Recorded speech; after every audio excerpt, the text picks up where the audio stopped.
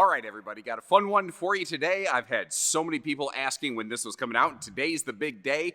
This was my personal favorite couples camping fifth wheel floor plan, and they just cranked it out in a travel trailer, and it is amazing. Welcome, everybody. Josh the RV Nerd of Bishop's RV down here at Brinkley today, getting my first chance to go through the new Model I 275 behind us here. This is the second of the Brinkley Model I family, and it's slightly bigger than the first one, the 265, as the model numbers kind of suggest. But it basically, instead of having only one seating space and then the kind of combo desk dinette entertainment multi-function station, this one goes a little bit further, adding an extra sofa in there. So what's really cool is in only about 31 foot tip to tail, we have a very private Olympic queen bedroom with a monster windshield, making it look and feel nice and spacious, with its own dedicated air conditioner, factory standard, by the way. Extra tall ceiling, which means plenty of headroom for a goofball like me in the shower. But the living room gives us a sleeper sofa and a theater seat directly facing their smart projection entertainment system that has a smart window and privacy shade. So if you want to be able to watch TV inside or out and not watch TV outside while inside, you can do any of that and all of that, or none of that, while also still maximizing campsite window coverage and excellent kitchen space and storage.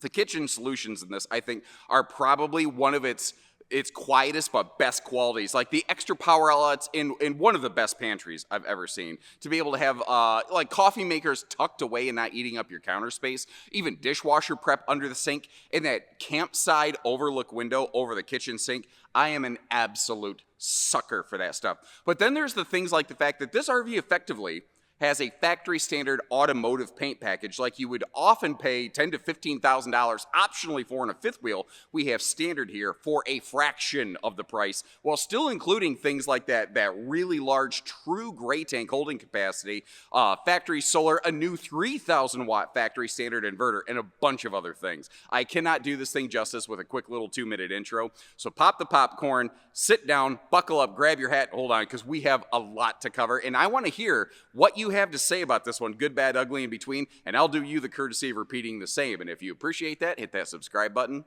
and let's go. And there's a lot of things I like about this, but I personally am a very big fan of the arrangement and the orientation of all the furniture and the large kitchen space that you get with this floor plan. For me, the way that I like to camp, this is an almost ideal floor plan. I really like this trailer. And I haven't closed the slide yet, but I'm going to make an early prediction. With the slide closed for road mode, this is going to have some nearly perfect travel access and function to it. But let's get in it. What are we looking at? Of course, no carpet, no floor vents. Now, the carpetless flap off this prototype, keep in mind, we're looking at a Model I prototype. This is an RV that's basically been ripped apart and put back together a couple times. So the carpetless flap isn't exactly laying flat. Let's just get that out of the way, because if I don't, someone goes, oh, look, the floor is buckling. It's not the floor is buckling. It's a piece of linoleum or whatever, you know? So anyway, let's get that out of the way. I love the theater seat directly across from either windows or the entertainment center. The refrigerator even, like you look at this and it looks like every other 12-volt fridge in the industry, but it's 20% bigger. They're one of the first I've seen to use it's a 12 cubic foot, 12-volt compressor fridge. Now, to get a 12 cubic foot gas electric fridge, you have to, those things are like almost double, triple the cost of that refrigerator right there. And they're physically huge. They occupy twice as much cabinet space effectively. So this is giving you the largest cubic foot of cold storage that's really been attempted in a floor plan remotely similar to this before. They have a very modern, kind of on trend with a lot of current residential sort of color palette action going on right here. And I will tell you, my camera doesn't always see like that buckskin brown couch that we looked at a second ago. The camera that I use doesn't always play nice with that. So I highly recommend seeing one of these in person to have an idea of, is it the right one for you? Now, this looks like a full sealed burner stovetop system right here, which means it's going to be a lot easier to clean. You don't have to disassemble half the thing now. Like most manufacturers, I see no stovetop side splash. That would be a welcome addition, but I do see solid surface counters. They don't do any sort of like thermal foil stuff over here in the kitchens of these. At a glance, you don't see a lot of kitchen power outlets here. Those will be located in areas like under the overhead cabinets back there. And if you're looking, you're like, I only see one set of appliances. Well, that's where your counter space is located. And then there's other appliances around the other flat surface kind of countertop areas that you'll have in the RV. The magnet holdbacks, the hidden hinges, that of course all makes a a return here. The pocket screwed lumber core cabinetry, the dovetailed drawer construction, so the drawers aren't just stapled together, which is fine. There's nothing necessarily wrong with that. They go a step above here.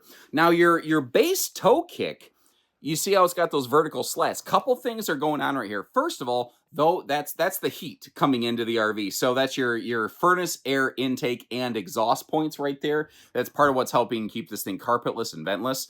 There's also a removable pet dish that is magnetic that can attach to that, because the heat grates that you're looking at down there, those are actually metallic. So it can grab a hold of something like that. Now, something I want to do real quick here is I want to show you how the entertainment system on this thing works. And to do that, I'm sliding over to the other theater seat. So pardon the goofy camera stuff for a minute. So first of all, when you're just sitting here, the window coverage on this thing is absolutely awesome.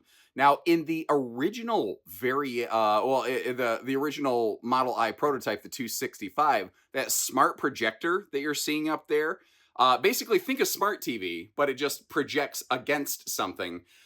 You basically had to shut off all the lights in the RV to be able to see it. Well, the good news is you don't have to do that anymore. Basically, what they found is there was one light, the light directly in front of it, was causing the biggest amount of problems. Now, the video that we're watching, by the way, is all black and white, so that's why you're seeing an only black and white image, and it's kind of, as Brinkley produced it, has a bit of a washed out look. But even, with the lights on outside the RV, with most of the lights on inside the RV, I can still see what's happening here. And I will tell you, this camera doesn't really pick it up that well, and it's still picking it up fairly decently by comparison. But if you feel like it, you can still always dim the lights down or turn them off and crisp it up a little bit, and suddenly it becomes very, very visible. Now, the cool thing is this giant window is actually a smart window where it can be clear and visible, or it can be clouded and obscured, and it can allow you to watch this television inside or outside of the RV. So it gives you some very, very interesting choices and opportunities that most RVs traditionally would not have. Now, this has been something that is a little bit divisive. Some people like it, some people don't, where it's this hideaway, multi-function kind of dinesque arrangement. If desired, it extends to double its original visible sizing, basically, and creates just a monster area here. And here, instead of talking about it, let me slowly walk you around the corner. You do have things like power outlets and whatnot over here around the corner.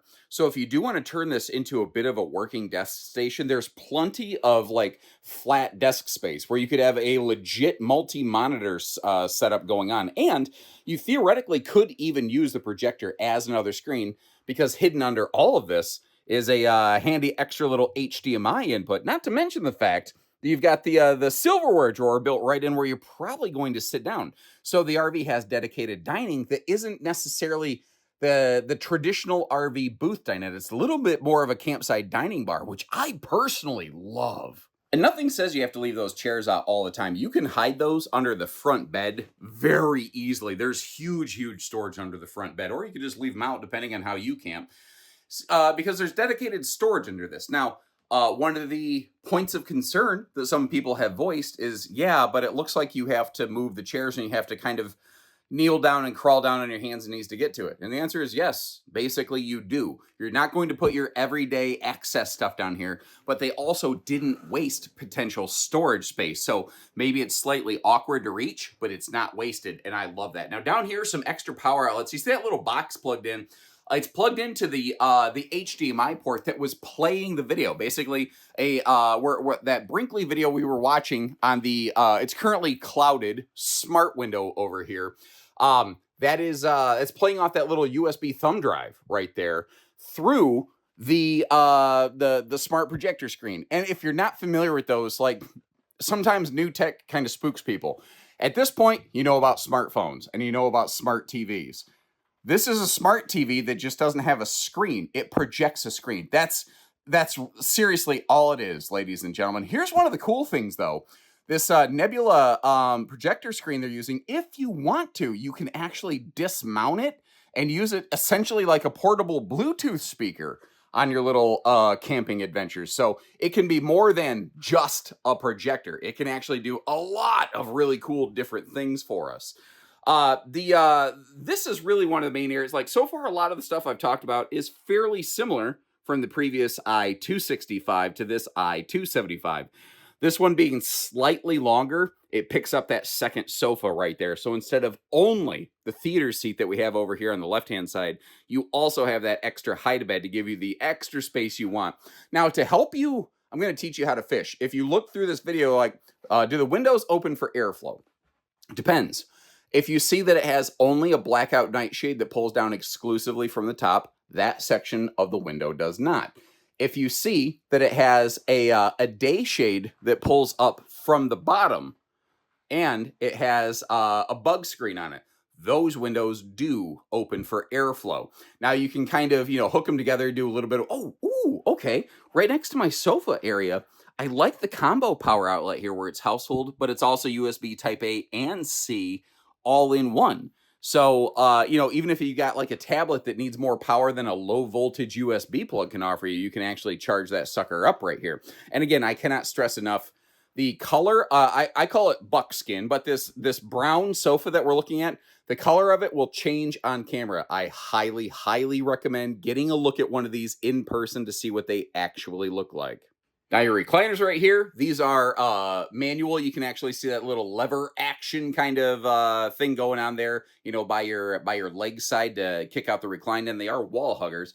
Just to give you a size reference, the middle center console here, because it's black on black inside, I took that little potted plant that was on the countertop under the projection screen entertainment area, and I put it in there just to give you a bit of a size reference. I don't know how useful that is, but I know that when I'm watching a video like this, a lot of times I have a hard time, like, how big actually is that cabinetry? So getting a little point like that usually does me some extra good. One of the things that I'm kind of curious about, though, I want to double check, if the hide-a-bed is open, can we still walk past it to get to the living area? And the short answer is yes, I can. The long answer is yes, I can. But I got a bit of a sideways travel trailer two-step to accomplish that. In case you're not familiar with the sideways travel trailer two-step, here's what I mean. So as you can see, I'm standing at the back of the RV next to the microwave right now. I've got that hide-a-bed open. I can't just walk straight into the bedroom. That I can't do. I have to go sideways and do a little bit of a slide step, and then I'm fine. It's like 2 sideways slide steps. Is that necessarily ideal? No. But I look at this RV and I say, who is this RV for? It's primarily for 1 or 2 people most of the time. If you do happen to have a guest, that's something that you might have to encounter every now and then. It's definitely not going to be the majority of the time. I'm willing to bet it's probably not going to stop you from camping, but maybe you hate it. I don't know. My goal is only to just put everything on camera, to put all the cards on the table and let you decide if it's awesome or not. And if you appreciate how I'm not trying to make your mind up for you and just give you the info, hit that subscribe button. Know that we're going to do our best to shoot you straight. Another thing to consider is you don't have to have the chairs out. And if you get the chairs out of the way, it really opens up the space in here. And as long as I'm sitting over here, you see this little brown strap with the little button snap on it right here? People wonder all the time, like, what is that for? I found this thing in my camper. There's actually, it Velcros to the back of that cushion, and you can button snap your pillows in place for transit so that they don't accidentally fall down on the floor and get munched under that rack and pinion slide system right there. And then you can tuck them away when you're not using the or when you're at your destination. Once again, this is a 20% larger fridge. It's a 12 cubic foot, 12 volt compressor fridge, and I really like the very modern style, like pull out bottom freezer drawer as well, so that everything kind of opens to you and it's just a little bit easier to access. But this pantry, guys, this pantry is the business. Again, the lower sections slide open to you, so you don't have to pop a squat and get down there and listen to your knees go crack. And maybe that's just my knees. I don't know. But they make the storage come to you. But they're big, they're deep. It's all that that heavier drawer construction that we kind of talked about. But even in here, if you look like we got the little mini Traveler's Keurig, but you can see how it's actually plugged in back here. Let me slide this out of the way, actually. It's not plugged in very well, but it is plugged in back there. This can actually be, if you want it to be, like a little appliance shelf or something like that in there. But this storage is just big. It's deep. We got the made with avocado oil chips back here. Yeah, look at that. Let me slide those all the way back there. That's some big storage. Now, if you're a little bit shorter, you may actually have trouble reaching some of that. But I love the fact that just like under the dining area, the desk thing, they just didn't waste anything. Now, you might notice this RV does not have a propane oven. It has a propane cooktop. We have a propane connect outside. This is an electric oven with air fryer, convection, microwave wrapped all in one. So as long as you have park power, anything that you could actually cook in an RV propane oven, you could cook in there. And frankly, probably faster and with more even heating, because the fact is, RV propane ovens don't typically heat evenly very often. And then just smart decisions. Like a lot of manufacturers, if they have an L-shaped corner cabinet, a lot of times they have two separate cabinet doors and it's hard to get to. I pulled on what I thought was one of two separate cabinet doors, and I realized that it was all hinged together so that it's actually easy to get to everything in that upper corner. I love little details like that. And personally, I am a flat sucker for a window that overlooks a sink like this. I love being able to stand at the sink and look outside without needing to duck down. And yes, it does mean that they did have to kill a chunk of overhead cabinetry to accomplish it. But can we reasonably say that there's plenty of cabinetry space in this that we've already seen? Like, did you notice how the overhead cabinets actually are also strutted so you don't have to go juggling the stupid things open? And anywhere that a cabinet door handle, anywhere that anything might bump into something, they always put the little, I believe the technical term is rubber baby buggy bumpers on those things. But again, the focus on everyday features and functions, the stuff that, yeah, there's a lot of Smex appeal, there's a lot of eye candy in a lot of Brinkley RVs, but at the end of the day, they also are built for people who actually RV, designed by people who literally do RV themselves. The founders of the company are also the product managers, and they test camp every model they make to make sure it's going to make sense. So stuff like having the little, the paper towel dowel rod so you can pop them out whenever you want to, or you can have extra space for, extra garbage bags that you put in here, or whatever you want to do with it. They camp, so they know that you need that stuff. And so many RV manufacturers just ignore those kind of creature feature little details. And just like the Model I 265, it looks like this is something that they're trying to do wherever they can. They leave the space under the sink wide open, which, first of all, for a lot of people, a big space for like pots and pans. I would say a trash basket, but they already gave us a spot for that. But this is dishwasher prepped. So if you do want to put an RV dishwasher down here, it's all prepped and ready. And as long as I have this open, one of the things I like to be able to show you is the fact that they don't use Flex on PEX plumbing. It's the fittings and the fasteners that become a problem. So like right here, you see that braided flex hose, but it's a specifically designed fitting. So you're not putting a PEX crimp on a flexible rubber hose. Everything, all your fittings marry up. And you might have noticed how every single water line has its own cutoff valve. So let's say for whatever reason, the hot water to the kitchen sink develops some kind of problem. You can disable just the hot water to the kitchen sink, still have cold water service, but also not disable your toilet, not disable your shower, not disable any of those other things. Whew, man, it's warm in here. So I'm going to segue that into, let's talk about heating and cooling in the RV. Let's roll with that. You will not find the dollar store 4-inch fart fan mounted anywhere in this RV. They only use the XL Fajita Friday fume fighters. But you notice how it looks like it's installed crooked? I wasn't kidding. It's warm in here. It sounds crazy, but that crooked look is actually the correct install, because what is less obvious is like you see a flat interior ceiling and you expect everything to align with that. The exterior vent fans actually are mounted in alignment with the exterior barreled roof line.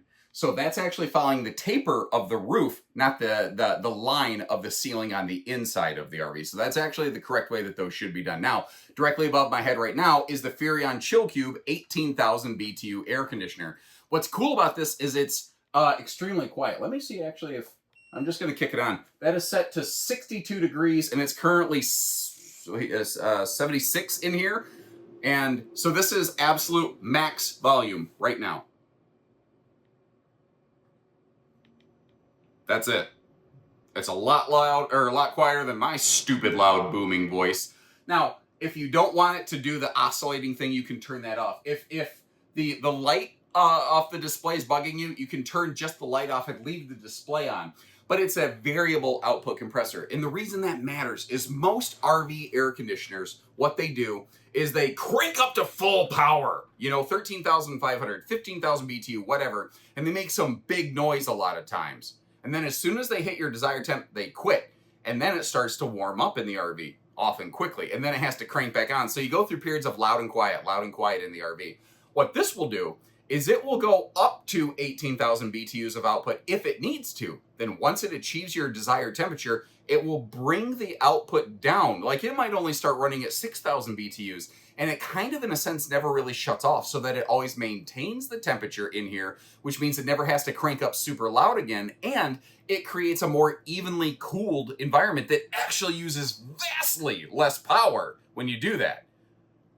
All in all, it's a virtually categorically superior system. And because it doesn't have centralized ductwork running through the ceiling of the RV, the attic of the RV gets very, very hot in the summertime. So you don't have your AC ductwork getting warm before the cold air gets dumped into your living room. All of it is pumped directly into here. And now we'd love to hear from people, whether it's a Brinkley or any other brand, who have this air system in their RV. Do me a favor, don't take my word for it. Please leave comments and let us know what your experience has been with your Chill Cube Air, because for the most part, I've only heard exceptionally good reports on these. I know that I talked a lot about the air system, but it's a big deal. We haven't even talked about the standard second air on this RV yet. And I know my videos run long, but I know that, man, again, if I was going to spend this kind of money, I'd want to know everything I could about this. So my goal is always to give you all the information I can. But I also try to be fair. Just a personal opinion, I've always been a little bit surprised that it doesn't have any variety of window in the door, or at least a little, you know, those little security peepholes. Considering all the other window coverage they have on the door side, I can work around it, but I'm just a little surprised by that. A lot of the cool stuff on a Brinkley, though, is stuff that you won't see. For instance, you are hard-pressed to be able to spot mechanical fasteners unless you start opening a cabinet anywhere, and even then it's pretty minimal, just the hinges. But like all of our control stuff, they have hidden away back here. So like your smart command panel, which I love the fact, by the way, that you can just push a button to turn off the living room lights or the awning lights or the tank heaters or whatever. Open and close your slides. You just have buttons. But if you want to, you can use your phone to activate that stuff. Now, this has a very nice Rockford Fosgate system. It's the same supplier, the same type of system that you would have in the Brinkley Model Gs. This one does not come factory standard with that awesome sounding subwoofer, but it is subwoofer prepped. So if that's something that you're like, if you're like, man, I absolutely am an audiophile and I want to be able to watch the projection screen Arnold Schwarzenegger Predator shoot 'em up. By the way, did you know Jean-Claude Van Damme? I swear on this. Jean-Claude Van Damme was originally called, not called, he originally was the Predator. The spider face Predator that we know nowadays was something that came after Jean-Claude Van Damme quit. So think about that. The Predator was almost doing gymnast splits and roundhouse kicking Arnold Schwarzenegger. Would have been a totally different movie. Porcelain foot flush stool, no heat vents in the floor. And as you can see, that is a fairly fluffy, friendly bathroom where you've got plenty of hip, elbow, and shoulder room. And this is a true pocket door where it actually does slide into the wall. A lot of times when you see a sliding door in the RV industry, we tend to refer to it as a pocket door, even if it isn't technically. Now notice the little shelf over there. And this is a one-piece molded fiberglass shower enclosure, by the way. It's just big enough that you can put your cheeks on there and sit down to bathe if you need to, or you can prop your leg up and shave your shins, as my Uncle Gary is inclined to do. And again, we have no small fans, only the big fans on these, and those are all factory standard. Basically, everything you're seeing is essentially standard. There's only one option. I'll mention that if I don't forget in a few minutes here. But in the meantime, being 6'9" from floor to ceiling means this also has excellent head clearance on the inside, and standing in the shower is very nice and open. One of the things that I also really like is that they went with if you are taller than me, because I'm a little bit over 6 foot, and you know I have plenty of headroom in here. But if you're bigger than me, they give you that ceiling tray to give you extra headroom, but it's not actually a true skylight. So there's no gigantic hole cut in your roof structure to accommodate this, which is something personally I very much prefer. Now, this cabinet right here, once again, I love the little bumper so that you don't accidentally bust your mirror or anything like that. This is actually shared between the bathroom and the bedroom. So this could be dresser space. This could be linen space. It might be a combination thereof. I like the backlighting behind the mirror as well. Obviously, I'm jumping from thing to thing because my squirrel brain operates that way. I'm just kind of sharing with you what I'm seeing. Now, real quick, I mentioned in the kitchen there's solid surface counters. It is a thermal foil when we get here into the bathroom, but if you feel under it, the particle board core isn't like exposed, and that is an actual like stainless style sink, so it's not just a plastic sink in there. Draw your eyes over to the left side of the screen real quick. I want to show you the little storage that you have here. You have 3 good drawers in the bathroom and a big open space below that sink. That is going to be absolutely perfect if you want to add a wastebasket. Now, something I haven't demonstrated because it will cause the lighting to flicker on screen, and that can be a problem for some people with lighting sensitivities, is that the living room and the bedroom both have dimmable lighting. So if you don't want it up on full tilt all the time, you don't have to, but you can still have some lighting. Now, this is interesting. Second AC on these is factory standard. That is a standalone 8,000 BTU air conditioner. So essentially what's happening is the chill cube in the living room, that is cooling, it's up to 18,000 BTUs of power in the biggest room of the RV. It has one single centralized duct that goes exclusively to the bathroom. So there's very little loss of efficiency. That air conditioner in the bedroom is dedicated exclusively to this space. So you really maintain maximum efficiency. Now, I don't like to use fisheye wide angle camera lenses because, well, I don't know. To me, this doesn't accurately represent how this RV looks. Now, I get it. Visibly, it looks super cool and super impressive, but it also feels like I'm lying to you, and I don't want to do that. I'd rather, move the camera around a little bit more and give you a real look at this thing. So one of the things that's kind of cool here, this is an 8-foot wide RV, but they are using, I think they call it a king bed, but what it actually is an Olympic queen. It's 66 by 80, just like our own Go Explore series that we have at Bish's RV. It's a normal 80-inch length. It's 66 inches wide. A normal queen is 60 inches wide. So it means that you have extra space to sleep at night, but you can still get around the bed. You can still walk around the bed, be able to make the bed a little bit more easily. They have done some, the other thing with Olympic Queen bed, you can actually get replacement mattresses for it. Weird custom king beds in the RV industry, those are very hard to replace. And I really like it, actually. They've basically, you could use it like a drawer, or it's like a little personal storage chest or something like that. But because the entire thing doesn't flip up, did you notice I didn't have to move anything off it? Now, depending on what you put on it, you might have to move some things off it, but they're doing everything they can to give you maximized storage with essentially nothing wasted wherever possible. The taller nature of the ceiling, the 6'9", allows them to put a pretty good overhead cabinet above the bed that's actually functional. Like I put my phone back there in the corner to give you a size reference. So like if you got a big pair of folded jeans or hoodies or sweatshirts or something, they can actually fit into that thing. But they also didn't want you to feel claustrophobic. So they didn't build it with your traditional hanging wardrobe towers on either side of the bed. So that means so far you've not seen any hanging storage, and that's about to change. Because one of the interesting things here is that this RV has, I call it a step down walk-in closet. Instead of a walk-in closet, it's a walk-down closet, effectively here. What they did is you can see where the normal floor is that we're walking on. Well, between the chassis frame rails, in RVs, there's a giant pocket of nothing being used there. So what they did is they built the floor down into it and added that step right there so that if you want it to be a closet or a dresser with the shelving, it can be. You've got a place to put yesterday's clothes now that it's today. This could be an area for a dog bed. I know some people have talked, hey, where do I put my cat litter box? Like that is a place that you could potentially put those things. all built right in there. And to give you kind of a quick size reference, this is me, a little bit over 6 foot tall, standing directly under the air conditioner on the normal floor area of the bed. And then you see that I could actually literally step down and walk inside this thing. Now, depending on what you wanted to do with it, if you wanted to turn it into something like a little pet space or anything like that, you totally could. There have been some people though, like, I don't want to have to lift the bed every single time I want to grab a shirt. I don't think that's a very smart solution. Good news, this is not the only place that you can hang clothes or have to hang clothes. It's just one of the places where you potentially could. Because hidden around the corner over here is an additional dedicated closet and dresser space. But I also want to point out the fact where they've located their converter panel and fuse box makes a lot of sense.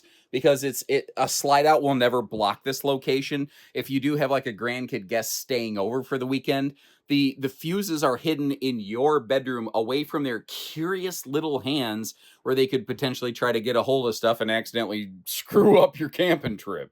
In addition to the like dresser shelving under the bed, you've got a pair of dedicated dresser spaces right here. And then again, this left-hand section over here is kind of shared between the bathroom and the bedroom.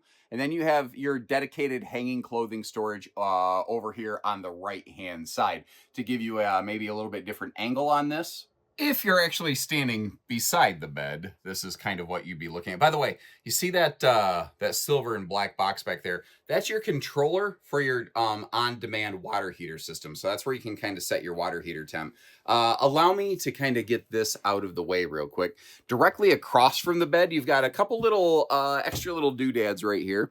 You've got these little hooks that can pop down when you want them, but they got a little magnet so that they catch themselves to be up out of the way when you don't need to use them. It's just they had extra space, so they did an extra little thing with it. And if you feel like adding a TV to the bedroom, it would be located directly across from you right here.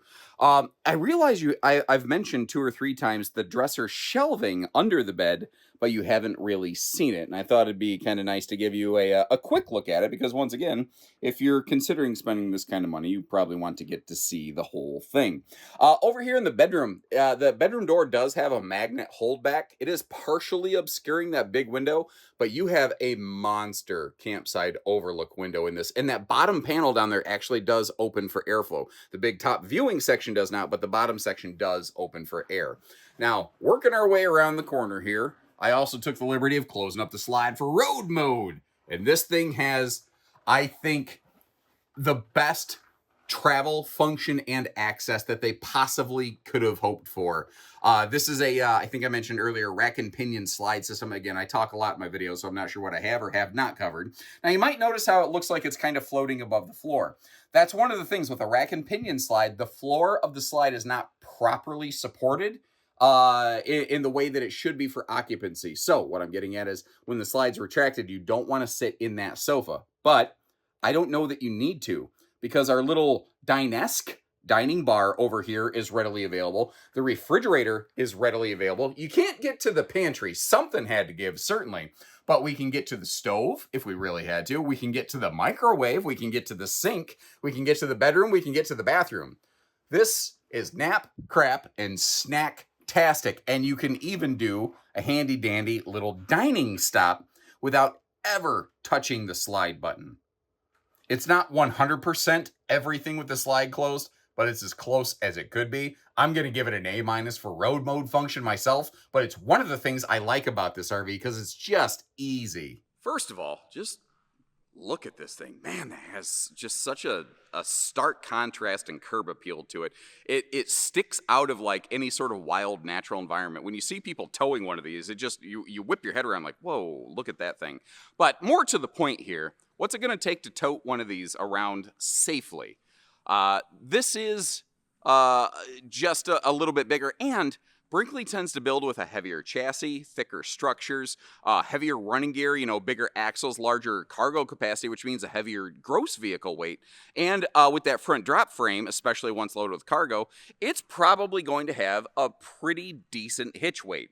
So if you're going to ask me, an ultra generalized, what size vehicle do I need to move this around? My generic answer is going to be something in the 3/4 ton family. And I'm sure that if you go to a lot of places, if you tell them, hey, I've got a half ton, can I tow this? They're going to say yes, as long as you're willing to hand them your money. I can't control that. I can only share my personal feelings and opinion. If I was going to tow this thing around myself, I would probably want a little bit bigger vehicle, but that's just me. Up front here, in that front drop frame compartment, of course, you have your enclosed docking station, and just like you've come to expect from your the entire Brinkley family, you've got those electronic dump gate valves. Those are the switches at the top of that little docking center right there. But again, just like a full-on luxury fifth-wheel docking center, you have things like it's something like a 60 or 65-foot freshwater retractable hose built right onto this. You notice all the little brass fittings that you're looking at. That's not just where you can see it. They have essentially, they're about 2 or 3 levels above the industry requirement in terms of plumbing connections. They do not use flex on PEX fittings, if anyone is curious about that. Up top here, this is our solar charge controller, and I love how it's mounted way up out of the way so it's not inclined to get smashed on things. Now, we're going to talk more about this later, but basically they've made this very expandable on the solar front, but this is very interesting to me. They have standardized a 3,000 watt inverter on this RV that, again, it can run most of the rig just off battery power. I also want to point out, if you look over here, you see that, that looks like a vent. Well, it actually is. This is a forced air heated cavity directly under the headboard area of your bed. The reason I like that is, if you're doing a little bit of cold camping in that spring or fall situation and you don't want to freeze at night, you want to stay comfortable, you actually do have a climate-controlled cavity directly below you that most RVs do not offer. Now, the lights on the front, those Tron Glow Saber light beams, they look really cool. At night, if you leave them on and you're park camping, you're going to cheese off the neighbors. So try to be a little, decent considerate about that. And one of the things that they did really well here actually almost works against them, because they have made the windows disappear on the outside of the RV. When we were inside, we saw tons of window coverage, right? But when you're outside, you don't overtly see the windows until you go looking for them. And when you do, you're like, well, the windows are obviously right there. But until you point them out, people don't tend to consciously register them. So this thing has deceptively good campsite window coverage, in my personal opinion. Of course, you got the magnet holdbacks and the slam latches on all those bag doors. Now, they're called slam latches. You don't have to absolutely blam jackhammer those suckers down, by the way. And giving you a quick look at the awning open up right here, they have a smart command system. So if you want to stand outside and open that awning remotely off your phone, you can. This is just my personal nerdy opinion. I would really, really like a 3-way awning switch in that front compartment. So down here, where you have that outside hot-cold shower hookup, where you have your solar and storage disconnects and all that kind of stuff, your nose front lights that we talked about, I would really love it if there was a button right there to be able to open the awning from the outside of the RV without needing to go grab my phone or anything like that. But that's just my personal thing. There's nothing wrong with what they've done, and I could always do it off my phone. It would be okay. Your stabilizers, you have push button stabilizers all the way around this. If you're looking for auto leveling currently at the time of this filming, that would be located in the Z family, not the I family that we're looking at today. There are intentionally some differences between them. It's not to say that at some point they wouldn't offer auto leveling on a Model I, but currently, at the time I'm recording this, that is not something that is available. Look at the location of the steps, by the way. How it overlaps directly with the tires. If it weren't for those stable steps, this floor plan literally would not be possible, because they wouldn't be able to properly balance the RV, for towing and going purposes. Now, as long as we're down here looking at this, these are Hankook radial tires, a very respected brand. And you might notice the red brake drums inside there. I for some reason in some previous videos, I got in this habit of saying calipers. Those aren't the calipers, but yeah, you get the idea. Thank you, folks, by the way, for correcting me. I get on autopilot and I stop thinking sometimes. But what that's indicating is that this has the factory anti-brake safety system, but this also now has electronic anti-sway as well. Plus, you can see that you have that fifth wheel style shock dampening suspension package right there, so that this thing is just going to be better and safer for towing and going. And a couple little convenient things I have liked. Brinkley was the first manufacturer I saw switch over to the new safety rail system from MoreRide. I like it because it can't be folded over the entry door, which could kind of sort of lock you in the camper. But they're also including this like extended little paddle right here for your entry door handle. So it's just, if you got a handful of groceries or if you have a little kid camping with you, it's just easier to get in and out.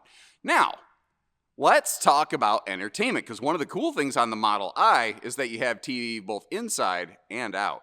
Because that handy little smart projection screen that we saw on the inside can give you TV on the inside or outside, because again, that is, smart projector, also called smart window. Apparently everything is smarter than a 5th grader on a Brinkley here. Now, you may have noticed if you had a real eagle eye briefly there, the image on the screen, like the words Brinkley, were backwards. You don't have to watch TV backwards. You actually can use the remote control to flip that image left to right so that you can watch it normally whether you're inside or outside. But here's a major question. What if you're watching a movie or something inside that you don't want the neighbors to see? Well, good news, they thought of that. All that it takes is you just pull down that little privacy shade in there, and just like you're seeing, suddenly whoever is outside of the camper can't watch at all what's going inside the camper. And if you want to do it hands-free like I just did, you have to have a mystery assistant in the camper doing it for you. But I want to be ultra clear about this. For that projector to really be able to function outside, it's got to be pretty much nighttime hours out here. Kind of like I mentioned inside the RV. The darker it is in the RV, the better it's going to kind of look on that screen. And I cannot say enough, how that screen looks on camera does not accurately represent how it looks to the naked eye. This camera just doesn't play well with that. It looks crisp to the naked eye. So check that out in person sometime, and also check out how big the awning is on this, and look at the location of the entry door, dead in the middle of that awning. So if it is a rainy day, you'll be able to kind of come and go without getting spritzed in the face constantly. Now, one of the things that's kind of easy to miss is, like, you can see the stabilizers and everything. If I get right down here, you can see how, you know, the underbelly, it is enclosed. It is forced air heated. There's a radiant barrier. They reinforce, you see those extra bars? That's where the freshwater holding tanks are located, so that you actually can tow one of these with full tanks if you want to. Keep in mind, that's a lot of extra weight, but, you know, they do that. But notice the kind of undermounted ground effect lighting. So if you want to be able to see what's going on under your RV at night, you can.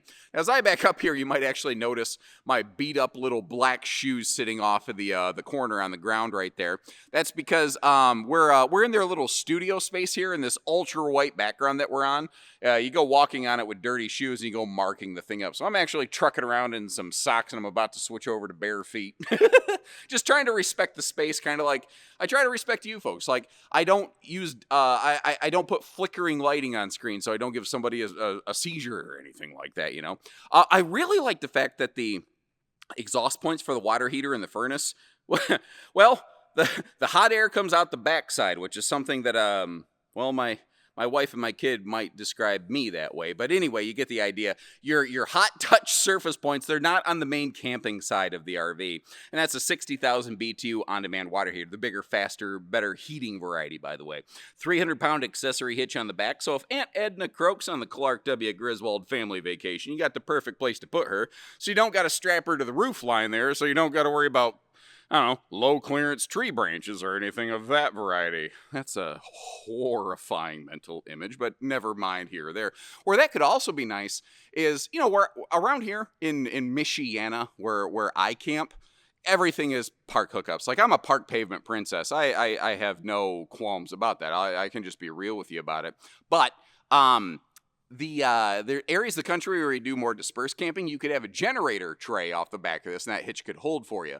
Now, kind of like we saw in the beginning of our video, you have that second air conditioner factory standard. You have 200 watts of solar factory standard, but they know that some people, 200 doesn't even scratch the surface of what they need. Now, they can't build from the factory an ultra mega super full solar roof custom solution for every person. Most people don't need that. What they have done is made this prepped and ready for up to 600 watts of solar, plus you have that 3,000 watt inverter. So you have the potential for some pretty good lightning based stuffages going on here, if we're going to speak in ultra high level technical terms. I don't think I mentioned this earlier, but that is a rack and pinion slide out, by the way, generally considered the most preferable and reliable system. But I always like to share the good with the bad with everything in between.